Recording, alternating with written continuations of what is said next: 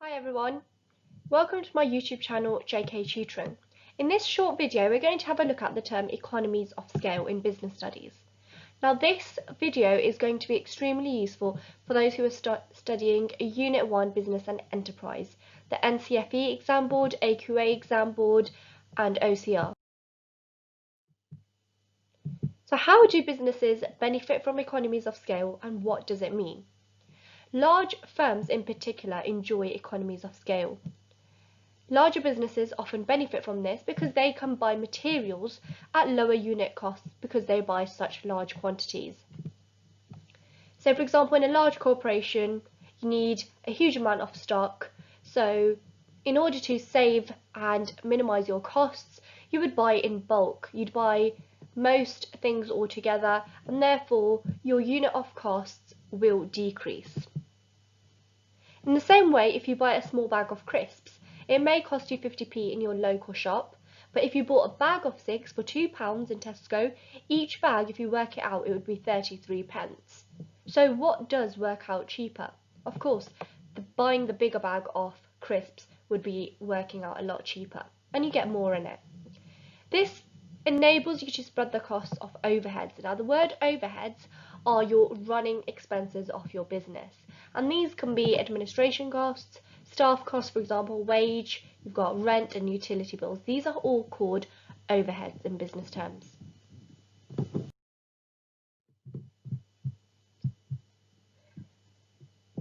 So let's have a look at another example. If a larger business can produce a chocolate bar for 20 pence while it costs its smaller rival an average of 30 pence, then the larger firm has a 10p per unit cost advantage. So this is called cost advantage, where the bigger firm is benefiting from lower prices and then can sell it for a bit more.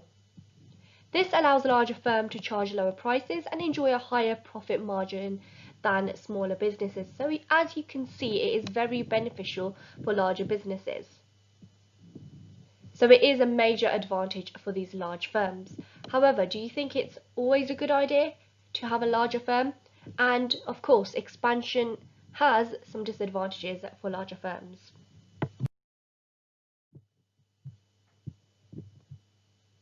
Now, it's a big decision to expand your business, and owners can face a dilemma in deciding whether they should expand or not. So there's a lot of factors that they need to take in place. Expansion isn't a guarantee of success. So what does this mean? It doesn't mean that if you expand your business, if you've got marble tiles, you put a lot of money into your location, that you're going to guarantee success or you're going to guarantee high profit margins.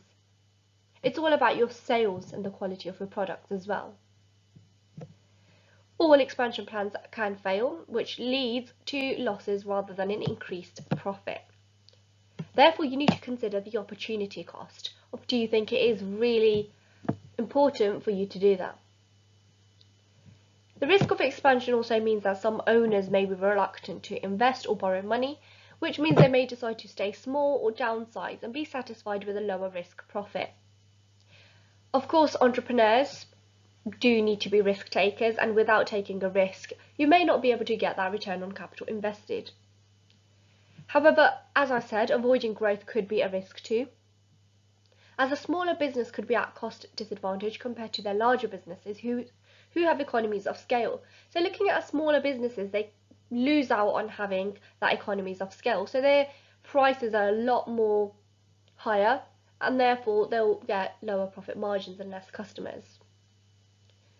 Smaller firms cannot compete with the low prices set by their larger rivals, so customer service or quality of the product can be their competitive point. So let's have a look at the opposite term, diseconomies of scale. Now you probably already know what this means, as we have looked at economies of scale. So diseconomies of scale occurs when a business grows so large that the costs per unit increase. So this is the business itself. We're not talking about stock here, we're talking about when the business expands very rapidly and the costs per unit increase. Now an example I can give of this is Starbucks. They very increasingly rapidly expanded their branches in Australia, which means their costs per unit increased and they were suffering from debt. As output rises, it isn't inevitable that unit costs will fall. Sometimes a business can get too big if you don't have the right plans in place. Diseconomies of scale occurs for many reasons, but they are all linked to the issues of employing and managing a larger workforce.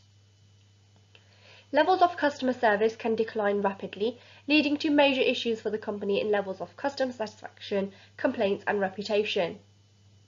Therefore, if you are expanding, you need to look at all functional areas of the business. Are you able to meet the customer needs, satisfy them, and deal with complaints in a decent manner? Diseconomies of scale also affect control of the business, coordination within the hierarchical structures. So, for example, a manager may find it difficult to communicate with the shop floor staff if the business has expanded rapidly. Therefore, communication between colleagues may be blurred. So, thank you all for watching, and I hope you do all understand the terms economies of scale and diseconomies of scale by providing examples. So if you did like this video, please do click the thumbs up icon below, leave a comment about what you think, subscribe and share this video to all your family and friends.